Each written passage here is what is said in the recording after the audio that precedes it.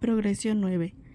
La Iglesia Católica en la sociedad virreinal. La Iglesia Católica puede considerarse entre las instituciones más importantes ya durante los 3 siglos de colonialismo español en el actual México. La Iglesia detenaba una multitud de funciones que hoy se encuentran en el hábito civil, desde la educación hasta las actividades económicas. De este modo, el clero amasó enormes fortunas, le premiaron su fortuna. Los religiosos fueron los únicos españoles que trataron de defender a los indígenas y que denunciaron el genocidio que llevaban a cabo a los conquistadores y colonizadores. Además, conforme a las órdenes religiosas se iban enriqueciendo y sus miembros se integraban a la élite virreinal, la Iglesia fue cada vez más lejana de los intereses populares y se convirtió en el principal garante de la dominación española. Religión y patrimonio histórico. Las grandes catedrales, los conventos y los templos que se encuentran en todo el territorio mexicano, junto con las magníficas obras de arte que ornamentan su interior o que hoy en día forman parte de las colecciones privadas, son una muestra de papel de la Iglesia Católica en el patrocinio de las artes. Junto a este patrimonio material hay un inmenso legado que ha marcado todas las etapas de la historia nacional, muchas veces de forma negativa. Esta importante fue tan fuerte que la primera Constitución del México independiente, promulgada en 1824, establecía a la católica como única religión permitida, y hasta la década de 1930 la Iglesia siguió usando su poder económico para realizar guerras con las que pretendía imponerse sobre el Estado mexicano y sobre la libertad de creencias en la población. Este hecho puede observarse en los nombres más comunes en México, en la nomenclatura, en las calles y en los topónimos de las ciudades de todo el país, así como en las propias organizaciones de tiempo. Esta herencia también permea actitudes y formas de pensar que no siempre relacionamos con la religión, como los roles de género, considerados tradicionalmente en México como el hombre como proveedor y la mujer excluida de la vida pública, decidida enteramente a su hogar y sometida a la autoridad de su marido. Fueron creados durante el periodo colonial y continuados siglos después. Buenas tardes, maestra. Mi nombre es Darla Yanet López Bonilla. Soy del cuarto B de Alimentos Matutinos.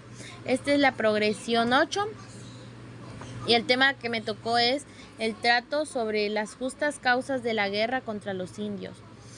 Y es que estas causas de justa guerra son a veces menos claras y menos frecuentes, pero no por eso son menos justas ni menos fundadas en el derecho natural y divino. Y es que una de ellas es someter con las armas, y si no hay otro camino posible, aquellos por condición natural deben de obedecer a otros y rehusan su imperio. Esto quiere decir que los más poderosos tienen dominio de los más débiles. Además, debemos de recordar que el dominio y la potestad significa poder o jurisdicción que se tiene sobre algo. No es solo un género, sino que es un modo y especie de derecho contra otra persona. Además, del mismo modo, en el alma la parte racional es la que impera y preside, y la parte irracional es la que obedece y a la que es sometida. Esto se ha de entender respecto a aquellas cosas que se conservan incorruptas de su naturaleza. Además, esta ley está sometida al hombre y a los animales. Por eso las fieras se amasan y se sujetan al imperio del hombre. También, por esa razón, el hombre impera sobre la mujer y el hombre adulto sobre el niño. Esto quiere decir que siempre los poderosos y perfectos someten más a los débiles e imperfectos. Esto quiere decir que a veces, por ley natural, los hombres inteligentes y virtuosos como humanos dominan sobre los que no tienen estas cualidades. A veces en la actualidad o antes, en este caso con los indios, como se consideraban menos, las personas hacían lo que querían con ellos. El Papa Francisco envió una carta con motivo del bicentenario de independencia de México. En ella celebra la libertad y la independencia como un don y una conquista permanente. También invita a reflexionar sobre el pasado, reconociendo errores y sombras, y pide perdón por los pecadores personales y sociales. El Papa destaca la importancia de sanar heridas, cultivar el diálogo y construir la fraternidad. Reafirma los valores de independencia, unión y religión que identifican al pueblo mexicano. Además menciona la próxima celebración de los 500 años de las apariciones de Guadalupe y destaca el papel de la Virgen de Guadalupe en la lucha por la independencia y la reconciliación. Finalmente, el Papa expresa su deseo de que la Virgen de Guadalupe siga siendo una guía segura para el pueblo mexicano, llevándolos a la comunión y a la vida plena en Jesucristo. En el siguiente tema estaremos hablando sobre el fray Bartolomé de las Casas. Antes dijimos que pese a que la mayoría de los españoles despreciaron a los indígenas y los esclavizaron sin piedad, hubo algunos que se opusieron a esas prácticas, denunciándolas y dejando para la posteridad su testimonio sobre los abusos perpetrados. En este artículo veremos donde Bartolomé se dio cuenta de la injusticia que se cometía contra los indígenas.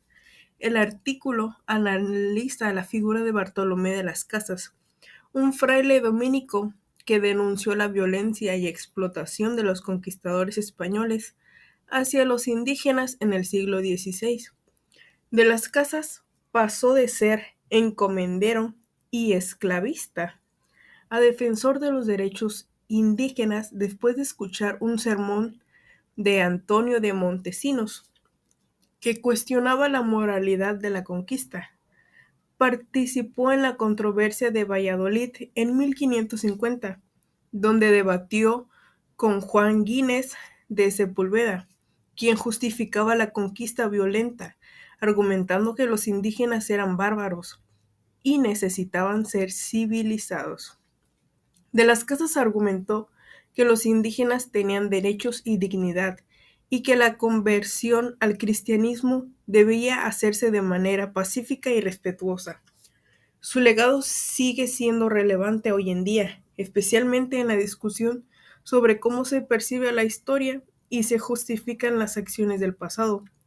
Algunos sectores en España siguen justificando la conquista como una gesta civilizatoria, mientras que otros, como de las Casas, defienden la necesidad de reconocer y respetar los derechos y la dignidad de los pueblos indígenas.